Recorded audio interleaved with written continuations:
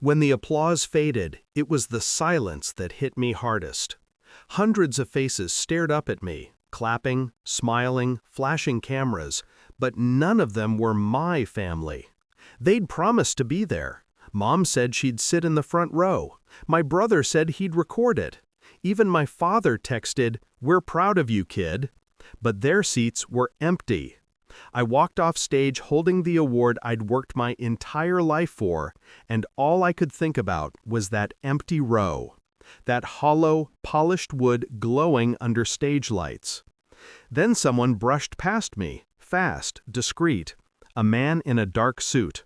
He slipped a small brass key into my hand and whispered, "Welcome home." Before I could ask, he was gone. And then my phone buzzed. 66 missed calls, all from the same number, my brother's. I used to think betrayal came with fireworks, shouting, slammed doors. Turns out, it's quiet. It hides behind polite smiles and family WhatsApp groups filled with heart and thumbs up. We were a close family, or so I thought. Sunday dinners, birthdays, laughter that echoed off the walls of the house I built for them. Yes, I built it. Every bill paid, every mortgage installment cleared by me. The struggling artist turned screenwriter who finally made it. They called me their miracle. Until the money arrived. That's when their eyes changed. Not overnight, slowly, like milk souring in silence. Questions became requests. Requests became demands. And love turned into leverage. When I stopped funding their impulsive business ventures, the warmth drained out.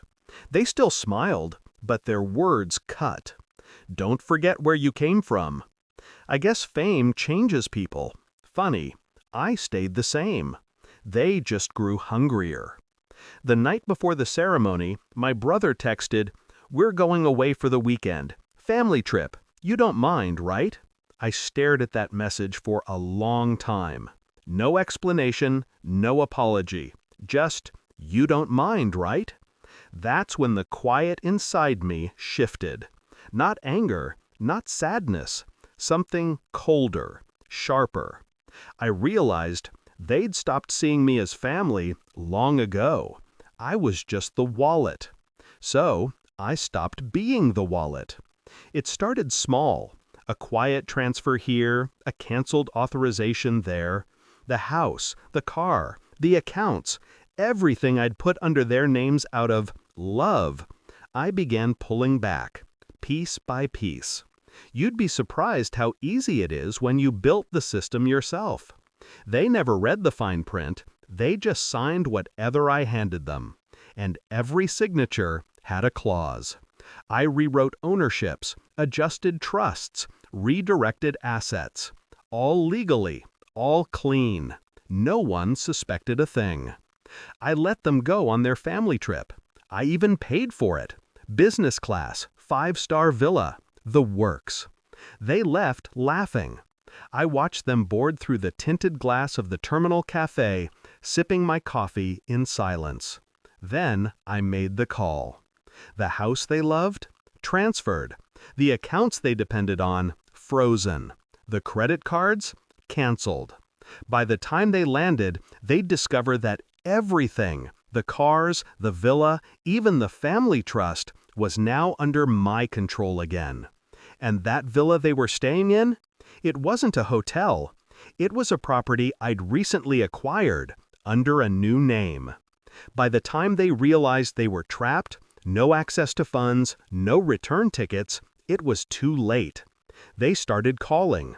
Once, twice, 66 times. I didn't answer. When I got back to my car after the award ceremony, I turned the key over in my palm.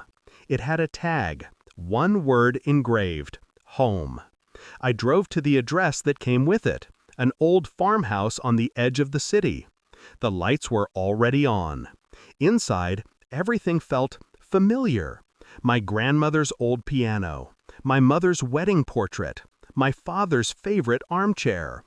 All the things they sold behind my back years ago when I was struggling.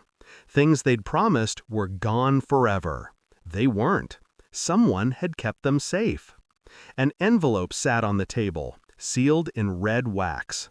Inside, a single line. They sold your memories. I bought them back. Welcome home. No signature. My phone buzzed again. Another call from my brother. This time, I answered. His voice trembled. "We're stuck here, man. Cards aren't working. The manager says the villa isn't even ours. What's happening?" I paused. Let the silence settle. Then said softly, "Funny. You don't mind, right?" And hung up. The next morning, tabloids ran headlines about a family stranded abroad after financial scandal. Their photos splashed everywhere, humiliation printed in ink. Meanwhile, I sat in my reclaimed home, sunlight spilling through dusty windows, the award gleaming on the mantel beside my grandmother's piano. It wasn't triumph I felt, it was peace. They took my moment. I took back my life. And when I unlocked the door that night with that small brass key, I realized the key didn't open the house. It opened me.